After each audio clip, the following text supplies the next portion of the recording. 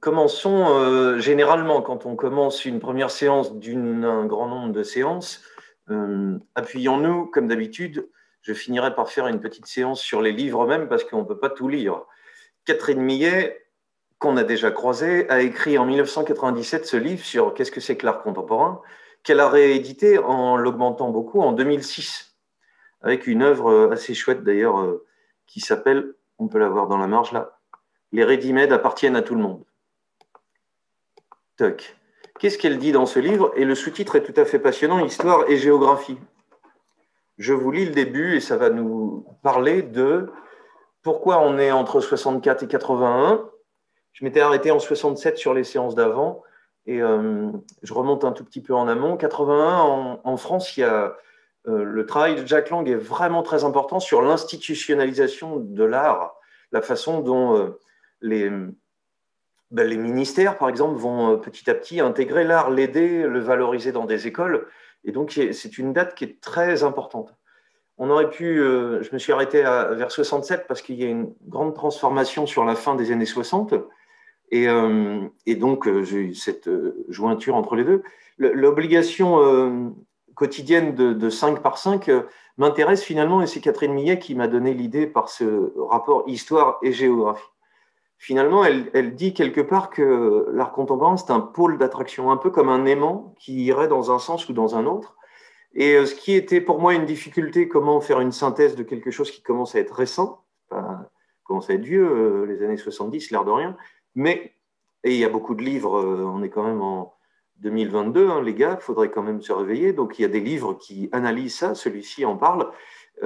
Finalement, le voir comme pôle d'attraction était une piste intéressante pour voir à quel point l'art contemporain va être un domaine qui va attirer des disciplines qui ne sont pas les siennes vers lui, jouer en allant vers lui. Et aujourd'hui, on voit comment l'art contemporain intègre les médias. Il suffit qu'un type colle une banane et que tout le monde en parle sur les réseaux. Intègre dans les codes de la publicité énormément, de la photo, du cinéma. Et c'est le sujet que je voudrais développer aujourd'hui sur comment le cinéma est devenu un art. Et on va voir que cette quête, cette démarche qui n'est pas finie, hein, le cinéma est considéré comme art, mais il a mis un peu de temps, ben, il parle de ce qu'est l'art contemporain. Et cette semaine, je voudrais parler de comment beaucoup de ces artistes qui, soit après les années 64, vont commencer à être reconnus de l'époque moderne, soit explosent encore, vont être continuellement en train de jouer avec l'histoire de l'art et aussi être en train de jouer avec les marges. Tous les artistes peuvent faire de tout. Alors je lis un petit bout de cet art contemporain. Nous devons nous rendre à cette évidence, quoi qu'en ait à souffrir les puristes, l'art en train de se faire n'a pas toujours été contemporain.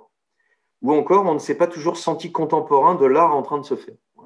C'est-à-dire que l'art contemporain, c'est une sorte de notion qui correspond bien à cette période de 67 à 80. C'est-à-dire l'art d'aujourd'hui, si on pouvait faire une distinction, c'est ce qui se crée maintenant. L'art contemporain, c'est une sorte de catégorie qui va nous aider à comprendre un art qui continuellement entretient la discussion avec le spectateur, ça je l'ai un peu évoqué. En effet, art contemporain est une expression qui s'est imposée surtout à partir des années 80, supplantant alors avant-garde, art vivant, art actuel.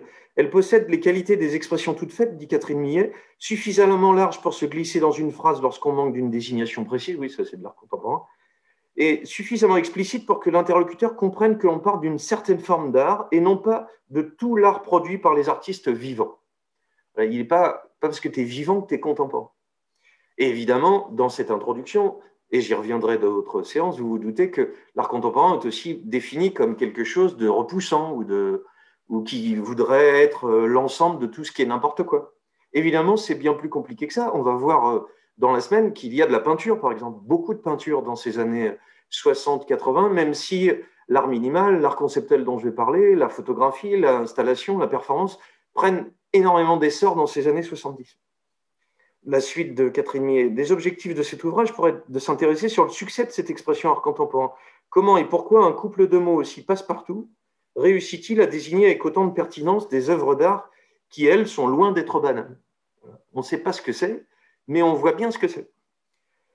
Alors elle pose la question, considérez-vous que l'art produit aujourd'hui est contemporain? Elle envoie cette question-là à des tas de musées.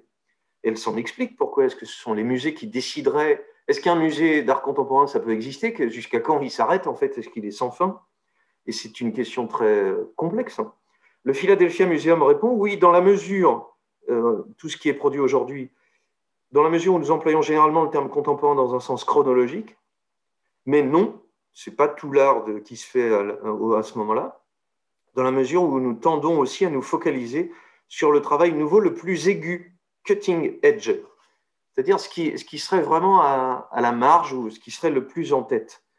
Et autre réponse de Jean-Louis Froment, fondateur du Musée d'art contemporain de Bordeaux, c'est un des plus importants en France dès ces années 80.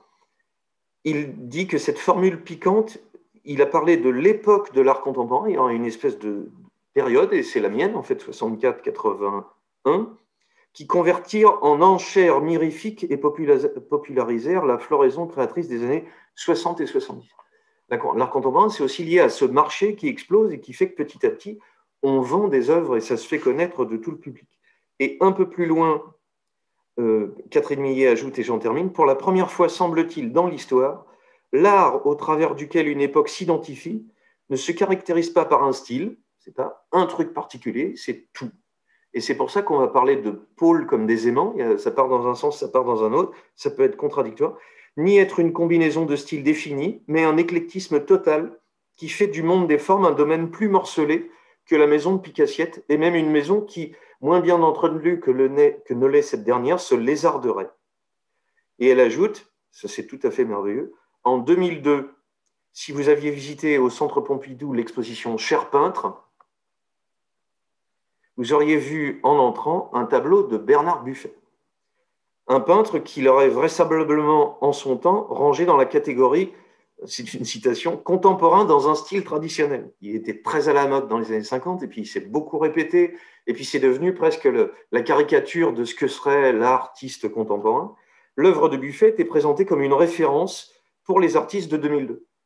Voilà comment on peut aller, venir, repartir. Le constat est le suivant, conclusion. Les possibilités formelles de l'art contemporain s'accroissent aussi vite que la suite de Fibonacci. Ce que dit Catherine Millet simplement, c'est que l'art contemporain, c'est pour ça que j'aurais ajouté histoire au pluriel et géographie au pluriel, c'est un ensemble d'échanges continuels entre plein d'éléments. Voilà pour l'introduction générale. Alors je vais répondre à une question que vous ne m'avez pas posée, mais que tout le monde se pose. Quand est-ce que quelque chose devient de l'art? Et je vais prendre un exemple tout à fait simple et tout à fait marrant pour commencer nos pérégrinations, le cinéma, qui ne l'a pas toujours été, qui l'est devenu. Et je parle souvent aux étudiants de ce sujet. Il y a des tas de domaines qui sont en passe de devenir de l'art. Le jeu vidéo est en passe de le devenir. La mode l'est devenue il y a peu. La bande dessinée l'est devenue il y a peu. Et ça choque toujours les étudiants qui sont intéressés par ce domaine. Le tatouage ne l'est pas. Il faut réunir 3 éléments. Je le dis d'une façon amusante, mais dans cette enquête de Heinick et Shapiro, il y a des critères qui ne sont pas des critères a priori, ce n'est pas une sorte de domaine que je vais vous évoquer, et qui permettent de dire qu'à un moment donné, quelque chose est devenu de là. Je vous signale que dès qu'on s'intéresse aux histoires des idées, aux histoires des formes, ben je dis souvent que à la Renaissance, dans certaines universités en Europe, on enseigne l'astrologie.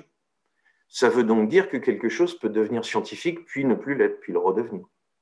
On est dans une période où ça a l'air de nous chatouiller encore un peu. Comment quelque chose devient de l'art? Le chapitre de l'artification, c'est une série d'articles qui ne sont pas écrits par Heinick et Shapiro, par des tas de gens différents, vont aborder des tas de sujets différents. Quand est-ce qu'il y a artification? C'est la postface. Ça vient d'un livre de 77, de ma période, de Nelson Goodman, que voilà, qui dit « Quand y a-t-il art ?» dont le titre indique qu'on est passé dans une autre philosophie américaine, on va aller vite. Il ne s'agissait plus en effet de se demander ce qu'est l'art dans la perspective de la philosophie continentale, c'est-à-dire on aurait une sorte de définition idéale, ça vient de l'histoire des idées anciennes, on saurait un peu ce qu'est l'art et puis les artistes produiraient comme un pommier produit des pommes de l'art. Et en fait, ce que l'art contemporain va passer son temps à faire, c'est à interroger cette notion-là. On n'a pas une espèce de définition à première vue. Effectivement, vous vous souvenez peut-être des remarques de Duchamp sur le sujet. Il ne suffit pas de prendre un pinceau, des peintures, et puis de faire de la peinture pour faire de la peinture, avec un grand P, ou de l'art. On peut être des barbouilleurs tout à fait de bon gré sans que ça devienne de l'art forcément, ou sans qu'on souhaite soi-même le faire. Ce qui est un des sujets qui est interrogé continuellement Duchamp, c'est-à-dire ne pas faire un art qui soit rétinien, ne pas faire un art qui soit que visuel. Alors Goodman dit c'est une fausse question, il faut accepter qu'une chose puisse fonctionner comme œuvre d'art à certains moments et non à d'autres. Alors ça, c'est pas banal. Et on va avoir plusieurs séances pour répondre à cette question. Quelque chose pourrait devenir de l'art, si vous pensez à l'urinoir de Duchamp, évidemment, si on va au BHV, il n'y en a plus, et ça en redevient dès qu'il est en train d'interroger le contexte. Pourquoi le terme d'interrogation va revenir très souvent dans nos épisodes. En d'autres termes, il s'agit de reconnaître la dimension profondément contextuelle, c'est-à-dire ça dépend où ça se trouve, qui le regarde et qui en parle, et tout le discours qui est autour va être très important, et c'est ce qui va faire que vous allez peut-être me dire, c'est ce qui fait que j'aime pas l'art contemporain. Oui, mais vous allez voir bientôt, demain, après-demain, qu'on peut faire de la peinture comme Bacon et être quand même en train de questionner ce qu'est une image, ce qu'est l'histoire chrétienne ou ce qu'est la représentation d'une figure humaine. Il peut y avoir un questionnement, même si à première vue, ce qu'on voit est assez simple à voir. En d'autres termes, il s'agissait de reconnaître la dimension contextuelle de la catégorie artistique au lieu d'y voir l'effet d'une définition préalable, une essence avant. On dit plus que c'est avant, c'est fini. Si on prend des exemples très rapidement, parce que je m'étale, la représentation sur des gravures, je m'appuie sur le livre de l'artification, je prends des exemples assez rigolos, la représentation de la folie en gravure, en peinture. Voilà, vous avez souvent vu dans des livres d'histoire des peintures du docteur Pinel en train de s'intéresser aux aliénés. On le voit plutôt comme un document et pas spécialement comme une œuvre d'art. Voilà, à quel moment la peinture bascule dans un domaine ou dans un autre. Comment on l'a vu du Buffet sur les graffitis qui l'intéressent, faits par personne, de connus, pris en photo ici par Brassailles. Est-ce que ça, c'est de l'art? Est-ce que les affiches, est-ce que la bande dessinée, est-ce que on en a parlé aussi, est-ce que c'est de l'art? Dans quelle mesure ça peut avancer? Est-ce que la mode sur laquelle va écrire Mallarmé? Donc est-ce qu'on a un homme intellectuel? Voilà, alors si c'est un mec intellectuel, intelligent, si, c'est de l'art, bien sûr. Évidemment, vous comprenez qu'on va quitter ce côté, on va dire, essentialiste, c'est-à-dire il n'y a plus une définition de ce qu'est de l'art, ce qui va nous donner beaucoup de boulot. Il va falloir continuellement se poser la question quand on est devant l'œuvre. C'est Duchamp qui avait lancé l'histoire. Devant l'œuvre, le regardeur fait l'œuvre. Si tu as un peu la flemme, tu ne vas pas jouer le jeu. Tu vas dire, oui, d'accord, ok, ça ne m'intéresse pas. Mais par contre, continuellement, on va t'adresser cette question. Et il ne s'agit pas de dire à l'avance si c'en est ou si c'en est pas.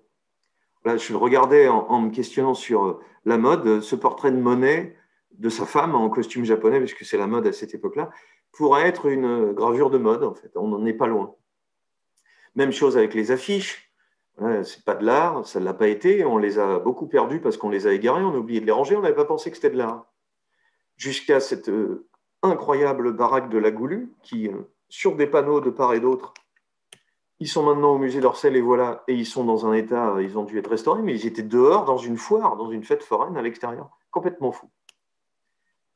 C'était de l'art. On a des personnages qu'on retrouve tout à fait reconnaissables. La Goulue derrière, les critiques amis, musiciens ou auteurs, qui sont juste une devanture de baraque de fête foraine. Est-ce que les devantures d'auto-tamponneuses, c'est de l'art? Est-ce que les pubs pour le supermarché qui sont dans une boîte à lettres, c'est de l'art? Voilà. On va avoir des problèmes. Et vous allez comprendre que le cinéma, la question se pose encore. En fait. Et je trouvais trop drôle de mettre en vis-à-vis, ça fait longtemps que je ne vous ai pas parlé de Bobby, que Rauschenberg va créer une peinture en 3D dans laquelle Merce Cunningham va danser. Et je me disais qu'on n'était pas loin de la baraque de fête foraine, puisqu'on a des matériaux tout à fait moches, récupérer le plus possible comme ça vient.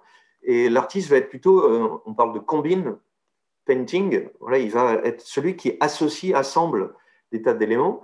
Et on pourrait prendre un terme encore plus précis et qu'on va mettre du temps à explorer, c'est en fait en les assemblant, il leur donne une vie nouvelle, il les actualise, il en fait quelque chose qui marche, qui fonctionne à un moment donné ou qui opère, qui fait œuvre devant nous. Là, on peut récupérer des affiches déchirées, récupérer des restes de repas, en fabriquer des faux en plastique avec Oldenburg, ici avec Spoeri, tirer à la carabine, faire des collages, détourner des bandes dessinées, faire presque des tampons Faire des musées avec du design, longtemps, on n'a pas considéré ça comme de l'art du tout, mais pas du tout, du tout. D'ailleurs, comment l'exposer, comment le montrer, comment le mettre en valeur, très, très compliqué. Et ce qui va contribuer à y participer, j'y viens maintenant, c'est comment certains auteurs, Raymond Lévy, qui est celui qui a fabriqué tout ce qui est derrière lui, là, bâtiment, frigo à coca, logo du Lucky Strike, comment, en écrivant des livres, par exemple, il va participer à donner une espèce d'aura sérieuse. Alors, on va le voir précisément sur le cinéma. J'ai pris cet exemple-là. Je le ferai plus tard sur le graffiti et le street art. Voilà. Il est en couverture du Time. On est en 49. Roman policier, comment il devient de l'art. Et puis, sur le cinéma, évidemment, c'est la question qui se pose tout de suite. L'intro est finie. Comment le cinéma est devenu de l'art? C'est facile, c'est en 10 petites réponses, comme dirait Blow Up. L'idée de projeter, je vous l'avais dit et expliqué il y a longtemps, c'est pas forcément aux frères Lumière qu'on peut attribuer l'invention du cinéma. C'est une question qui est très compliquée. C'est Edison que voici qui fait plutôt des cabines individuelles sur lesquelles on peut regarder chacun à son tour ici. L'image est plus ancienne, mais je l'ai gardée pour qu'on comprenne que chez les frères Lumière, il s'agit de projeter et qu'on regarde tous ensemble. Ça, c'est beaucoup plus rigolo, même si en ce moment, c'est un peu compliqué. L'idée que l'image vienne de derrière et projette sur l'ensemble, c'est ça qui fait partie du cinéma. Ce n'est pas seulement rendre compte du mouvement. Et ce que montre ce chapitre sur l'artification, on commence, tous les arts, avant de devenir un commerce et une industrie, ont été à l'origine des expressions esthétiques de rêveurs. Le cinéma a eu un sort contraire. Commençant par être une industrie et un commerce, maintenant il doit devenir un art. Ça, c'est très marrant. Je me faisais la réflexion qu'on peut ne jamais avoir vu de peinture de sa vie, ne jamais avoir été dans un musée et vivre au fin fond de nulle part et avec son doigt dans le sable dessiner. Par contre, pour devenir cinéaste, il faut avoir vu des films. Il n'y a pas moyen. On pourrait imaginer qu'on filme comme ça. C'est possible, c'est arrivé, mais c'est par la culture du spectateur que quelque chose va se fabriquer. Ça se vaut dans tous les arts, évidemment, mais dans le cinéma, c'est assez particulier. Et ce qu'écrit Canudo, que voici, en 1920, c'est qu'on veut accélérer le moment où il va devenir pour de bon un art. Comment on procède? Il faut 3 choses. Voilà, nous avons les sorties des Frères Lumière, et on oublie souvent, quand on voit ces petits films du début, et c'est Henri Langlois qui me l'apprend, celui qui va fonder la Cinémathèque plus tard, on a l'impression qu'il y a un plan fixe avec juste des gens qui sortent et qu'il ne se passe rien de spécial, mais Langlois nous rappelle quelque chose de fou. Comme il n'y a pas de mouvement de caméra, eh bien, il y a tout simplement des gens qui rentrent par la gauche, des gens qui rentrent par la droite, qui sortent dans un sens, et il y a un mouvement de caméra. Hop, la dame, hop, le chien qui vient d'arriver de gauche vers la droite. Est-ce que vous croyez qu'il est arrivé là par hasard? Il n'a pas les moyens d'avoir des mouvements de caméra, et avec un cadre simple, avec 2 portes et des gens qui viennent vers nous, il arrive à créer des espèces de mouvements de caméra. Ce qui fait que même dans quelque chose qui est la documentation la plus élémentaire, la plus simple, il y a quelque chose de l'ordre de l'invention formelle. Même chose avec un de ces tout premiers films des Frères Lumière, La partie de cartes, l'air de rien. Comment un art devient un art? Il le fait en s'appuyant sur des choses qu'il avait autour de lui avant. Et si vous pensez aux joueurs de cartes de Cézanne, moi je pense que vous ne vous trompez pas beaucoup. C'est-à-dire que pour qu'un art se fasse accepter, il s'appuie la plupart du temps sur les arts précédents qui ont une aura, un appui qui leur donne une certaine légitimité. Et c'est comme ça que mon merveilleux, talentueux ami Théo Cabrero analyse l'histoire des bandes annonces de jeux vidéo dans son mémoire de communication et regarde que les bandes annonces de jeux vidéo copient les bandes annonces de cinéma. Elles sont exactement pareilles. Pourquoi? Parce que pour donner de la légitimité aux jeux vidéo, on va copier ce qui est avant. Les débuts de la photo, vous vous en souvenez, copient des dessins, des peintures à la gomme bichromatée, on dirait des fusains. Et le cinéma s'appuie sur des choses comme la peinture. Ce qu'écrit Canudo, et qui va être important, on veut accélérer le moment où il deviendra pour de bon. On est en 1920, en 1895, l'invention du cinéma. On est 25 ans après. Qu'est-ce qu'il a comme idée qui est géniale? Il invente le mot 7e art attribué au cinéma. La classification des arts, ça vient des Grecs anciens. Allez, moins 500, moins 300, je vous fais un prix. Ça n'a rien à voir avec le cinoche. Et avec une pratique du cinoche, si on dit cinoche, c'est qu'il y a quelque chose de plaisir. D'ailleurs, dans cette classification, musique, poésie, danse, architecture, il n'y a pas le roman, par exemple, qui n'est pas inventé, il y a des tas de choses qui manquent à ça. Pourquoi Canudo fait ça? C'est simple, en fait, c'est notre premier critère. Il donne une légitimité au cinéma qui est en train de se développer en disant c'est dans la suite des autres arts. Il faut l'appuyer sur quelque chose qui existe déjà. Donc ce cinéma des Frères Lumière, alors ça c'est encore plus rigolo, c'est que le texte de Canudo, c'est en 1920 qu'il l'appelle le 7e art. Vous savez que c'est 9 pour la BD, vous n'aurez qu'à chercher le 8. En 1911, il avait loupé un comptant, dis donc. Il avait écrit un livre, La naissance d'un 6e art, le cinéma. Canudo insistait sur la spécificité de l'art cinématographique, tant du point de vue du mode de production, artisanat, industrie, c'est-à-dire la particularité de ça. Il faut s'appuyer sur les arts anciens, mais expliquer en quoi c'est un art différent. Donc c'est à la fois, il faut produire, il faut faire de la thune, à la fois, donc c'est un artisanat, c'est fait à la main en petite équipe, mais c'est une industrie, il faut que ça sorte, il faut que ça fabrique de l'argent. Le mode de diffusion aussi, qui est entre le spectacle forain et les premiers films d'artistes, tant que c'est dans la fête foraine, c'est pas très sérieux. Il va falloir que le cinéma sorte de la fête foraine, on est en 1920, ça fait un siècle seulement. Et beaucoup, d'ailleurs, on a vu les panneaux de Lautrec, les jeux vidéo ont commencé dans les fêtes foraines, dans les attractions, avec des comptoirs, une sorte de meubles verticaux sur lesquels on joue. Qu'est-ce qui fait d'autre que lui donner le titre de 7e art pour qu'il sorte du côté forain et du côté un peu vite fait, mal fait, de goûter enfantin, dit-il, apparu en 1905, qui tentait le film d'art de l'assimiler à du théâtre filmé. Et là, on a un enjeu sur l'histoire du cinéma entre la France et les États-Unis. Parce qu'au début, établissement cinématographe géant, grande soirée de début de programme, le cinématographe géant avec des gens qui présentent tout ce qui va être vu ensuite. C'est comme un spectacle, en fait. Que ce soit sur les appuis visuels, sur la façon d'aller chercher quand la musique arrivera, elle n'est encore pas là. Et on va avoir de la musique en vrai, mais ça va mettre un tout petit peu de temps. Et elle sera intégrée ensuite dans les années 20. Si vous vous rappelez le collage Qu'est-ce qui rend nos intérieurs si vivants, il y a ce film Le chanteur de jazz, même si ce n'est pas le vrai premier parlant, mais ça nous emmènerait trop loin. Et puis on va s'appuyer sur ce système de spectacle. Mais on le voit dans ce jour de fête de Jacques Tati et dans cette merveilleuse petite carte postale du Nord. Voilà. Qu'est-ce qui arrive dans la ville? Le cinéma électrique. C'est un truc de fête foraine, en fait. Rien de plus et rien de moins. Avec des manèges à côté. Le cinéma, à ce moment-là, risque pas d'être un art du tout. Vous allez me dire, où il veut en venir le gars puisqu'on est en 64? C'est parce que c'est dans cette période 64-81 que cet art va être reconnu comme tel. Pour le moment, on n'a qu'un critère et il nous reste 15 minutes. On est dans les temps. On doit pouvoir accélérer le moment où on pourra retrouver le décréter comme art. Le monsieur Méliès, par exemple, est plus proche du théâtre filmé encore, c'est-à-dire décor fixe, construit à ses frais, premier film merveilleux avec jeu de trucage.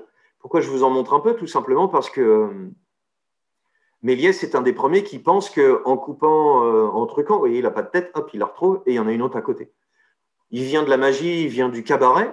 Par contre, il a l'idée d'utiliser le savoir-faire du cinéma pour créer, on va dire, une histoire qui soit faisable qu'au cinéma. Là, on commence déjà à avoir notre deuxième critère. Il va falloir lui donner une sorte d'authenticité, le faire reconnaître par ses pairs, pour montrer que ce n'est pas juste un décor de fête foraine. En un sens, en faisant des petits spectacles rigolos comme ça, ça ne va pas l'aider non plus, parce que ça a l'air d'être un truc de gaminage. Mais il n'empêche, d'ailleurs, quand il chante, j'ai retiré le son. Ça va mieux quand il éteint tout. Le même Méliès, 1925, se mariera avec une comédienne et vendra des bonbons et des jouets à la gare Montparnasse, si je ne dis pas de bêtises, ruinés. Les surréalistes redécouvriront ça, Langlois redécouvrira ça, et le monsieur finira complètement sans un sou. Les débuts du cinéma, ces espèces de précurseurs, cherchent un vocabulaire particulier et pas toujours d'une façon qui va leur apporter la fortune. Le cinéma, entre-temps, va basculer vers les États-Unis, sans doute, si je fais un peu vite, parce qu'on est resté en France beaucoup sur du théâtre filmé, c'est-à-dire des plans fixes avec un décor comme celui qu'on vient de voir, et avec un jeu de trucage proche du musical, proche de la comédie de cabaret. On peut voir le film de Scorsese, Hugo Cabret, à ce propos. Quand on regarde les affiches, on a des visions animées d'artistes célèbres, Sarah Bernard, Coquelin. L'ensemble est une sorte de présentation de continuité du théâtre. C'est peut-être là-dessus que la France a loupé un petit peu le coche et où les États-Unis vont comprendre très tôt qu'il y a une particularité de langage du cinéma, à la fois dans la façon de faire des séries, par exemple, ou dans les trucages et dans les jeux de cadrage, d'enchaînement de plans, de hors-champ, des tas de choses qui vont être propres au cinéma. On y vient tout de suite. On reste sur Canudo un instant, puisque c'est celui qui va réussir. Le terme de film d'art apparaît en 1905. Qu'est-ce qu'il fait qui est tout à fait malin? On est dans notre premièrement. Pour donner un statut à l'art, il s'appuie sur des gens qui sont reconnus comme tels. Ils ne sont pas extraordinairement célèbres à ce moment-là, mais il crée le Club des Amis du 7e art en 1920. Là, il commence à être célèbre. Apollinaire, Sandrars, des gens d'écrit. Delaunay, Braque, Picasso, des gens de la peinture. Milo, Ravel, des gens de la musique. On va s'appuyer sur une espèce de légitimité venue d'autres œuvres. Par contre, il y ajoute des merveilleux créateurs de l'époque, Louis Deluc, Epstein, Germaine Dulac, Marcel L'Herbier, Cavalcanti, Gans, dont je vais vous parler juste à l'instant. Voilà, Cavalcanti, tous ces gens-là, dans les années 20, vont quelquefois venir de l'art peinture, sculpture, quelquefois venir de l'écrit, et quelquefois être des purs aventuriers de la forme. Mais pour les 6 qu'on vient de citer, on a des gens qui sont des vrais créateurs d'un langage filmique qui commence à devenir indépendant. Ils vont être aussi en même temps, et ça a une grande importance, théoriciens. Ils vont commencer à dire, voilà, ce qu'on fait, ça veut dire ça, ça veut dire ça, ça veut dire ça. Si vous vous souvenez d'une séance que j'ai faite sur le début de la bande dessinée, Rodolphe Töpfer était à la fois celui qui inventait le médium et celui qui inventait la théorie sur ce médium. Epstein, les textes sont merveilleux, même si vous ne voyez jamais ces films. Et vous voyez quelques saisies de ces images, la chute de la maison Hucher, on voit à quel point le jeu de dédoublement, de superposition, qui crée une espèce de narration différente, toujours Epstein, va être propre au cinéma. On pourrait, si on trouvait un équivalent, je suis dans les années 20, trouver quelque chose de jumeau avec le collage qu'on a vu se développer dans l'art moderne et dans le cubisme d'abord, c'est juste avant, le dadaïsme beaucoup, et le surréalisme. Ils vont être assez proches et le surréalisme va s'appuyer sur le cinéma. Par contre, ce qui est particulier, c'est d'être capable d'inventer un langage vraiment propre. Germaine Dulac, voilà comment, dans La Coquille et le Clergyman, tout ça, vous pouvez le voir sur une très belle plateforme qui s'appelle Henri, comme Henri Langlois, de la Cinémathèque, où on peut voir ces films souvent gratuitement.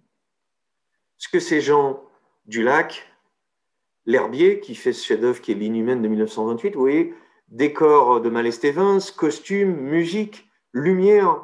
On commence à avoir non seulement des moyens, ça on en a déjà eu dans des films qu'on va retrouver, même des péplums, des débuts de western qui ont commencé, des films un peu rigolos avec Zigoto ou Zigomar, qui sont des vrais héros populaires du cinéma, et le merveilleux Fantomas. Mais là, on voit que dans la façon de construire le plan, qu'est-ce qui est devant? Vous voyez le tapis qui vient devant, l'ombre qui est sur le côté, qui est assez peu présente, le rythme de noir, de blanc, le rythme de gris, qui est des verticales ici, des obliques ici, des verticales qui ne sont pas du même ordre, tout ce qui cherche à mettre en scène le regard de l'un avec l'autre, est géré d'une façon extraordinaire. C'est-à-dire qu'il s'agit d'un art du mouvement, du déplacement, de l'échange entre les personnes. Il n'y a pas ça en peinture, c'est une image, une musique, ou une image sans son, si on veut, et qui mélange la façon de faire de dérouler le temps de la musique, je vais y arriver, et la force visuelle de la peinture et de la sculpture. Abel Gans, qui fabrique encore le décor de L'Herbier, il y a Fernand Léger dans le coup. Vous voyez comment sur le plan là, on a quelque chose qui est dans l'espace. On n'est pas tout à fait sur une peinture, on n'est pas sur une photo, on est sur quelque chose qui est propre au cinéma. Un jeu de superposition qui va beaucoup plaire à Jean Vigo, dont j'ai parlé. Abel Gans, un pur chef-d'œuvre de 1919 qui s'appelle J'accuse, où on voit bien de ce qu'il accuse à en sortir de cette guerre. Le voilà, un beau visage de personne brillante. Et de Luc, qui va devenir le nom d'un prix. Parce que si on revient à notre histoire, Deluc, Epstein, Dulac, L'Herbier, Cavalcanti, Gans, Cavalcanti en plus est brésilien, donc il va faire des allers-retours, faire des films en Angleterre, des tas de choses qui vont commencer à exporter cette réflexion qui s'est initiée autour de cette notion de cinéaste. Voilà, c'est Deluc qui va inventer le mot cinéaste. Il y aurait une espèce, on va y venir avec les cahiers du cinéma, il y aurait un auteur derrière ces images, c'est pas juste un forain, c'est pas juste un filmeur, c'est pas juste un cadreur, pas juste un machinot, c'est un type qui peut avoir une pensée, un langage propre à son médium et qui va faire des histoires avec ça. Quelquefois même pas des histoires tout à fait compréhensibles. Et finalement, cette façon d'accepter quelque chose qui est en marge, c'est exactement ce qui se passe dans l'art contemporain. C'est-à-dire quelque chose qui fait exprès de ne pas avoir d'étiquette au préalable et qu'on va essayer de découvrir pour comprendre comment ça se passe. Si je ne vous ai pas perdu, j'étais dans mon premièrement, c'est-à-dire faire reconnaître qu'un art est un art, c'est lui donner des noms, cinéastes. Il va créer, il est critique de cinéma, Deluc, il est scénariste, réalisateur, donc il connaît bien toutes les étapes de construction d'un film. Il va inventer le journal du ciné-club et lancer l'ancêtre des ciné-clubs, où on voit le rôle incontournable de la critique dans le processus d'artification. C'est-à-dire, si on écrit sur quelque chose, on va commencer à dire « ouais, ça c'est une merde, ça c'est bien, mais non, je ne suis pas d'accord avec vous, mais quand même, mais monsieur ». Et de ça va se créer une espèce de pensée critique qui va mettre des mots sur une pratique. Toute cette mise en forme, toute cette mise en pensée, si je peux dire ça comme ça, c'est ça qui va rendre un art un art. S'il y en a qui avaient suivi, qui espéraient que le tatouage le devienne, ils commencent à voir ça. Il faut des journaux, des sites internet, des systèmes d'échange, de valorisation, de critique, le jeu vidéo là depuis très longtemps, qui vont commencer à leur donner une légitimité intellectuelle. En fait, c'est plus une pratique de loisir ou de quelques hurluberlus qui créent. Il s'agit de quelque chose de très fort. Mais pourtant, c'est encore marginal. Il a du mal, ce cinéma, à s'arracher à son origine foraine. Voilà. Les hebdomadaires qui ne nous rajeunissent pas de Deluc, Ciné-Club, André-Antoine, comment présenter des acteurs, des auteurs qui participent à tout ça par un journal dans un médium qui est finalement très connu. Le statut du cinéma a mis longtemps à s'arracher à ses origines foraines et populaires, toujours dans le livre de Shapiro et Nick, dont socialement dévalorisé, populaire, pas intéressant, qu'il cantonnait à n'être mieux qu'une attraction pour goûter d'enfants ou soirée mondaine, ou pire, un divertissement réservé aux bas-fonds de la société. Le cinéma, c'est bon pour les gamins. C'est la raison pour laquelle acteurs et techniciens restaient volontairement anonymes. C'est un peu, ça peut vous paraître fou, mais j'ai pas peur des exemples inattendus. Vous allez me dire, ben, ok, on a compris l'histoire depuis le début, on connaît la fin. Le cinéma est devenu un art. Une rétrospective de films porno à la Cinémathèque, je suis pas sûr. C'est pas tout à fait de l'art quand même. Ah oui, mais c'est des films porno, c'est un truc pour se masturber devant. Oui, c'est du cinéma, c'est de l'art ou pas? Voilà, la question n'est jamais close en fait. Par la marge, les westerns, les films de karaté, voilà, tous ces films qu'on va voir entre 64 et 80 exploser sont quelquefois dans le grand public reconnus comme un divertissement, mais pas comme de l'art. Et le cinéma pose cette question de la façon la plus pointue qui soit. Les acteurs et techniciens sont anonymes, c'est ce qui me fait penser au film porno. Pendant longtemps, il vaut mieux pas dire que tu fais ça dans la vie.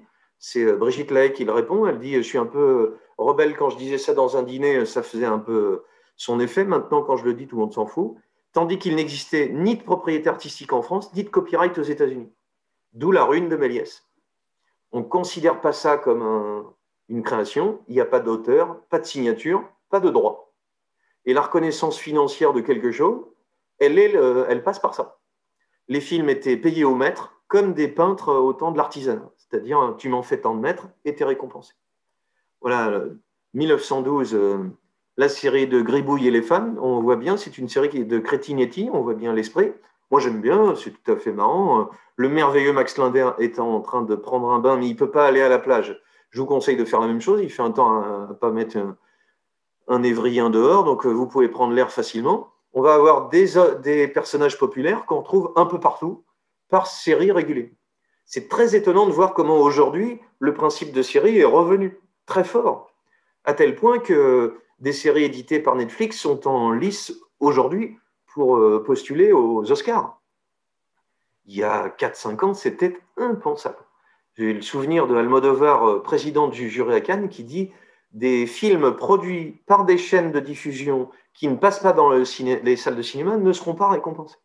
On est en train de vivre quelque chose qui bascule, qui change. En fait. Notre pratique de la salle a changé, mais ce n'est pas seulement ça. Elle a changé depuis 20 ans déjà. Elle commence à être, elle est dépassée par la télévision depuis les années 60, on va le voir, et elle est tout doucement dépassée par le système de vidéo à la demande. La télévision elle-même a ce problème. Nous avons le merveilleux Max Sennett avec Fatih Erbakan qui est sur le côté. Dans les films de la Keystone, on va avoir aux États-Unis un art de faire des films de plus en plus, encore Fatih sur la gauche et Chaplin sur la droite. Des personnages récurrents comme des héros de bande dessinée, comme des héros de romans de gare populaires qu'on retrouvera systématiquement. Et la merveilleuse, dans Les Vampires, Musidora. Dans les livres que voilà, qu'est-ce qui se passe dans la bascule vers les États-Unis pour que le cinéma soit reconnu comme tel? On prend Le Courrier des vedettes aux États-Unis, on l'a oublié, mais Clara Bow reçoit 33 000 lettres par mois. C'est-à-dire que le système que comprend l'Amérique, ce n'est pas seulement le vocabulaire propre au cinéma, le côté sériel, le côté identification par le héros qui vient de la littérature, le jeu formel qu'il peut y avoir dans le montage, dans tout ce qui fait la spécificité du cinéma, c'est aussi la starification dont on a parlé. Faire savoir que Mary Pickford reçoit 14 000 lettres par mois, c'est une façon de développer le côté people, et c'est une façon aussi de faire prendre conscience que dans cette industrie, il y a de l'argent, et il y a aussi des vedettes qui sont importantes. En France, dans l'entre-deux-guerres, avec l'arrivée du cinéma parlant 29, se met en place un dispositif, et on entre dans notre deuxièmement de comment ça devient un art, avec des opérateurs, c'est-à-dire des gens qui vont dire « Les gars, c'est de l'art, et on va vous expliquer pourquoi. » Gentiment. Ça s'appelle des ciné-clubs. Ça vient de loi de 1901, animé par des passionnés de cinéma, et donc il n'y a pas tout un sujet qui m'intéresse beaucoup. Est-ce que c'est des profs? Est-ce que c'est des savants? Est-ce que c'est des amateurs éclairés? Un peu tout ça. Et dans quelle mesure ils sont légitimes? Bonne grosse question. Là, quand tu es prof, il te faut un diplôme, et puis après, tu es validé par tes pairs, t'enseignes et tu fais ce que tu veux. Internet, YouTube nous pose la question de ça, c'est-à-dire il y a des gens très brillants qui font des chaînes sur Internet qui sont passionnantes et tout à fait pertinentes. Ils n'ont pas de diplôme, ils ne sont pas légitimés. Est-ce qu'ici, il y a 1 million de gens qui les regardent, ça suffit? Grosse question, cette légitimation de qu'est-ce qui fait que quelque chose est sérieux est toujours compliqué à déterminer. Animé par des passionnés de cinéma, comment s'appelle-t-il en 1936? Henri Langlois, Franju, un merveilleux auteur. Regardez Les yeux sans visage si vous avez l'occasion. Le film d'épouvante le meilleur de toute l'histoire du cinéma, qui crée la Cinémathèque. Cinémathèque, voilà. Le Langlois, impossible à reconnaître à gauche, et le Franju ici. Sur le portail Henri, donc le prénom de Langlois, on le voit en train de rencontrer Orson Welles, c'est une merveille. Ce mouvement des ciné-clubs, que vous avez peut-être connu, qui existe un petit peu, qui est encore un peu fantasmé, qui disparaît avec Internet, les réseaux et la diffusion de gens qui font des petites vidéos qui expliquent en quoi ça consiste. Qui est l'occasion de voir un film et d'avoir une démarche tout à fait différente, qui est parler de ce film, écouter quelque chose sur ce film. Bah, des fois, moi, je n'ai pas envie qu'on me raconte le film avant, après. Et puis des fois, je suis obligé, c'est moi qui le fais. 36, Henri Langlois, Franju et Mitry. Et puis, on arrive dans le vif de notre sujet qui me sert de conclusion. Intervention de l'État, qui était en 1940 déterminante. On crée le CNC. Mais là où ça devient très passionnant sur notre histoire d'artification, en 1947, l'État fabrique le Centre national du cinéma, mais de 1947 à 1959, il dépend du ministère de l'Industrie. Et c'est Malraux qui, en créant le ministère des Affaires culturelles, va dire non, en fait, le cinéma, c'est de l'art. Ramenez-le-moi. Mais non, les mecs de l'industrie, ils disent non, ça gagne de l'argent, c'est pas l'idée. Tant que c'est vu comme une création financière, et c'est l'enjeu passionnant qui est commun au cinéma et aux jeux vidéo d'ailleurs, on a du mal à le voir comme un fabriqueur de fric. Et quand on le voit que comme ça, on a du mal à le voir comme un art. 59, c'est là qu'on invente le label Cinéma d'art et d'essai qui crée, et l'historien des ciné-clubs rappelle à quel point ce label a été une façon de voler le bénévolat qu'il y avait dans les ciné-clubs. C'est devenu une espèce d'institution financée. Et il y a un enjeu de rapport de pouvoir qui est tout à fait passionnant.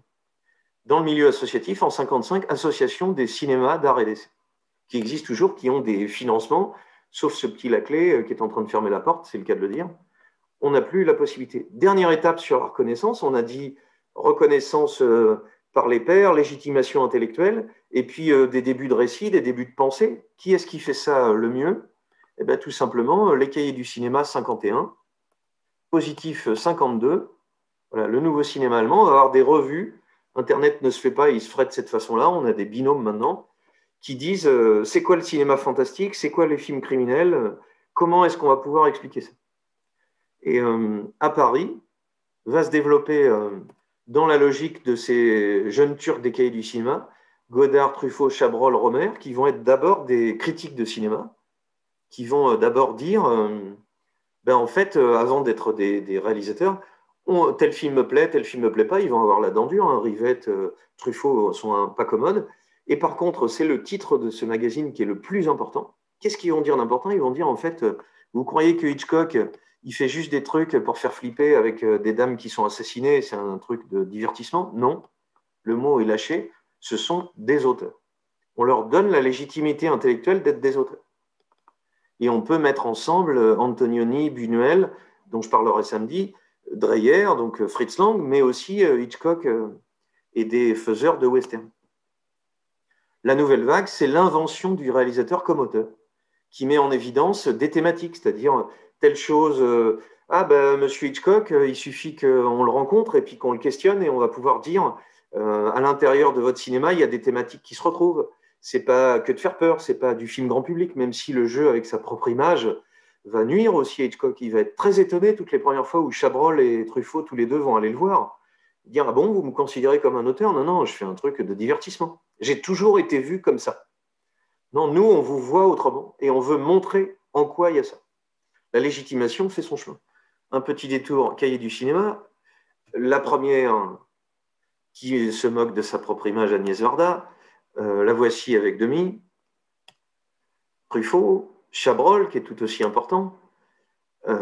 Romer, qui a un rapport très littéraire au cinéma, mais vous voyez, qui fait découvrir des tas de films du cinéma japonais. Eustache, dont on oublie merveilleux La Maman et la Putain, qui est un chef-d'œuvre incroyable, et qui va, ça me permet de le montrer là, filmer des jeunes, en fait, des gens qui sont plus formatés, comme le cinéma avait tendance, d'une façon littéraire, à le montrer dans ces années 64-80. Godard, qu'on peut soupçonner, on fera une séance sur lui, d'être un télo, mais qui va jouer avec l'histoire du cinéma elle-même. Et j'aime bien parler de ce film qui est une merveille, Jean-Daniel Paulet avec Claude Melki, que vous pouvez retrouver. Cette silhouette invraisemblable de Melki. Rivette, que voilà. Cette promotion de l'auteur passe par une subversion de la hiérarchie traditionnelle. Il n'y aura plus de films de série A, il n'y aura plus de films de série B.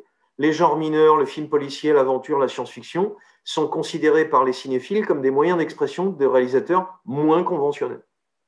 C'est ainsi, par exemple, que la fortune critique de Hitchcock est très contrastée. Il était considéré comme un maître d'œuvre de films mineurs. Il est promu par les critiques des cahiers du cinéma comme auteur de premier rang. On a dit que c'est un auteur, mais on n'a pas décrété ça du haut de notre tabouret. On donne des éléments formels, intellectuels, de référence dans l'histoire du cinéma, de la narration, pour montrer qu'il en est. L'émergence de la télé dans les années 60 va accentuer ce cinéma comme art, alors que ce qui sera dans la télé est, lui, relégué à de la consommation de divertissement. Comme l'apparition de la gravure à la Renaissance avait amélioré par contraste le statut de la peinture, ainsi dégagé de ses fonctions les plus mécaniques, la télévision, en attirant le public plus populaire et les usages de l'image les moins cultivés, contribuera à accélérer par contraste le fait qu'on soit devant le 7e art. En France, Malraux dira par ailleurs, le cinéma est une industrie. Vous voyez comment ça s'est inversé. C'était de l'industrie et maintenant, tout ça, il y a une économie, une organisation, mais c'est une industrie culturelle. Un siècle après l'appel de Canudo, il faut bien admettre que l'artification du cinéma ne s'est que partiellement réalisée. C'est la conclusion, j'ai été trop long. Pourquoi? Parce qu'on parle de films d'auteur avec, pour la production, des circuits, des règlements, une économie, une esthétique, un public spécifique. Par contre, elle n'existe pas aux États-Unis. On a un cinéma grand public de genre qui attire des foules, mais il n'y a pas l'idée d'un cinéma d'auteur. Tout doucement, on accède vous connaissez sans doute le Final Cut, c'est-à-dire le fait que le réalisateur peut faire le montage complet. Encore beaucoup de films ne sont pas montés par celui qui filme. Et pourquoi? Parce que aux États-Unis, on a encore beaucoup. L'artification du cinéma demeure plus limitée outre-Atlantique. Parmi les éléments ayant contribué à sa constitution du monde de l'art cinéma dans les années 60, Bauman revient sur la loi antitrust de 48, qui fait que ce ne sont plus les studios qui produisent tout, et entraîne une relative indépendance des acteurs et des réalisateurs. Ils peuvent commencer à être en marge. Et la télé qui va aussi commencer à produire des choses, parce que on parle d'auteur en France, aux États-Unis, on parle de cinéma indépendant. Et vous voyez, comme cinéma d'auteur, cinéma indépendant, eh ben, il n'y a pas un bonhomme derrière dans cinéma indépendant. On a une façon de produire, de fabriquer le film qui n'est pas lié à un auteur, à un artiste ou à un intellectuel. On va avoir ça exactement dans l'art contemporain qui va nous accompagner. Aux États-Unis, en France, on est plutôt sur un modèle littéraire comme un écrivain, ce qui fait bien rire mon copain François Bond. Ça n'existe plus, les écrivains, l'auteur. C'est des pratiques d'écriture dans des tas de domaines, sur Internet, sur des textes courts, sur des textes longs, sur des scénarios de quelque chose. Là, c'est la pratique de la littérature qui va se faire. Et ici, aux États-Unis, c'est plutôt le divertissement qui va être le socle d'identité du film américain. Socle dont le cinéma, en tant que loisir populaire, constitue depuis près d'un siècle la base essentielle. On n'a pas tout à fait fini la transformation du jeu d'auteur et du cinéma, mais aussi les Palmes d'Or à Cannes, tout le système de revendication qui fait qu'aujourd'hui, on regarde ça en disant qui a gagné le prix, qui a gagné le prix. Le processus d'artification a été à son terme. Il n'a pas complètement fini de la boucle, sans doute parce que ce cinéma est entre deux choses, le divertissement pour gamins et la création personnelle. On le voit dans un domaine tout à fait marrant. Le péplum, par exemple, vous voyez, le livre, il n'y en a pas beaucoup, hein, péplum comme mauvais genre. On peut avoir une façon de regarder des films qui sont des vrais nanars avec des beaux garçons musclés où on peut voir leurs culottes. Inspiré beaucoup de la peinture, ça c'est une peinture de Jérôme, un peintre académique des années de la fin du 19e siècle, parce que ce système de pouces renversés, ça vient de la peinture, et le cinéma va absolument l'emprunter en produisant des des films importants comme ce Covadis de 1911. Et il faut sortir du théâtre, il faut mettre les moyens, il faut mettre du trucage, ça c'est le Pastron, la chute de Troie, il faut des effets spéciaux, des choses qui claquent, qui fait que le public en a pour son fric. On va avoir D'Annunzio, le poète futuriste, qui va écrire pour le cinéma, il faut aller chercher l'ensemble, mais chaque fois est guetté par l'autre pôle, c'est-à-dire le nanar, le musclé en slip et la dame un peu limite torse nu. Et on verra dans la semaine quelqu'un qui se charge de ça et qui bascule du cinéma sérieux au cinéma populaire continuellement et qui en est un auteur passionnant, comme après la modernité, c'est Sergio Leone. Le Cléopâtre de Burton, avec Burton de Mankiewicz, c'est l'occasion de grands décors, de grands déploiements de jeux discutables, mais intéressants par cette distance. D'ailleurs, on a notre version à nous avec la petite bébé. Tout ça peut permettre de voir autrement l'ensemble. Alors, ma conclusion, parce qu'on aurait pu... j'ai été beaucoup trop long, évidemment. Le cinéma était un sujet pour Hopper dès les années 30, mais si je me balade très très vite, Keynes, voilà, le cinéma documentaire, le cinéma comme polar, le cinéma extérieur, voilà, cette merveille de Sunset Boulevard de 50, qu'on retrouve dans les cahiers du cinéma, mais dès qu'on glisse un peu sur le cinéma populaire, qui touche le grand public, qui touche les ados, qui montre les ados, est-ce que c'est du cinéma sérieux, Satyajit Ray, la façon, l'équivalent de la nouvelle vague, si je peux oser cette comparaison avec Cassavetes, mais finalement, le film de Godard à bout de souffle, c'est une façon de relire un film, un polar, mais détourné. On va avoir en même temps, 66, 1 million d'années avant Jésus-Christ, des fameux nanars, des films avec des grosses productions, des trucages en carton, des filles un peu torse nu et des musclés, qui vont continuellement, pour nous, à l'autre bout de l'histoire, questionner qu'est-ce que c'est un film sérieux. Est-ce que c'est celui-là ou est-ce que c'est celui-là? Même si dans les films d'auteur, Blow Up d'Antonioni, on est en 67, au début de mon histoire, il y a continuellement l'interrogation sur ce qu'est le cinéma. C'est un film dans le film. Le lauréat, c'est un héros qui n'est pas en train de faire ce qu'on attend de lui dans le héros. Il faut dire qu'il est en grosse panique, il a un peu de pression. Dans le Deep Roi de Pasolini, on a une relecture du mythe dans une époque décalée. Dans le Rosemary Babies de Polanski, on a une façon d'interroger le cinéma d'horreur, et encore plus dans Le Bal des vampires. Mais en même temps, dans La Nuit des morts vivants, le film fantastique de Romero, qui invente le genre zombie, on va dire ça comme ça, vous voyez que l'affiche elle-même est encore en train d'assumer son côté nanar, son côté film bas de gamme avec presque pas de scénario. Au cœur de films dits savants, il y a des inspirations, des tensions, une polarité entre vite fait, mal fait sur l'épaule, Easy Rider. Il était une fois dans l'Ouest, la destruction des mythes du western, qui était toute l'histoire sérieuse, entre guillemets, du western. Le jeu avec, vous voyez, l'affiche elle-même, Charlie Chaplin, Buster Keaton, W.C. Fields, point d'interrogation. Non, c'est Woody Allen. Le cinéma va être un jeu de clin d'œil avec le spectateur. Oui, je suis au cœur de ma question de l'art contemporain, c'est-à-dire, même quand je vois en 71 Tombe les filles et tais-toi, déjà rien que le titre, c'est un peu chelou, il y a une connivence avec le spectateur qui l'interroge sur qu'est-ce qu'il est en train de regarder. Même chose avec Shaft, même chose avec cet inspecteur Harry qui surjoue la violence des années 70. Vous voyez, les plans, la façon d'exagérer tous les motifs, le Délivrance, le Get Away de Peckinpah, l'arrivée de Bruce Lee, l'arrivée de l'exorciste et du film d'horreur, la transformation du western avec Pat Garrett, avec Mon nom et personne, c'est encore plus invraisemblable ça. Henry Fonda qui joue dans une espèce de truc qui est une parodie de parodie.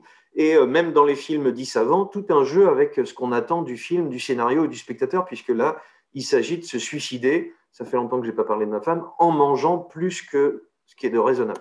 Elle est nutritionniste. 74, Emmanuel, 100 millions de spectateurs. Pour un film qui n'est pas un film sérieux, les gars. Et quand on le regarde d'ailleurs, on se demande, il est érotique juste ce qu'il faut pour qu'on puisse le regarder un peu, quoique c'est un peu canaillou, mais en même temps, c'est un peu longuet. Voilà.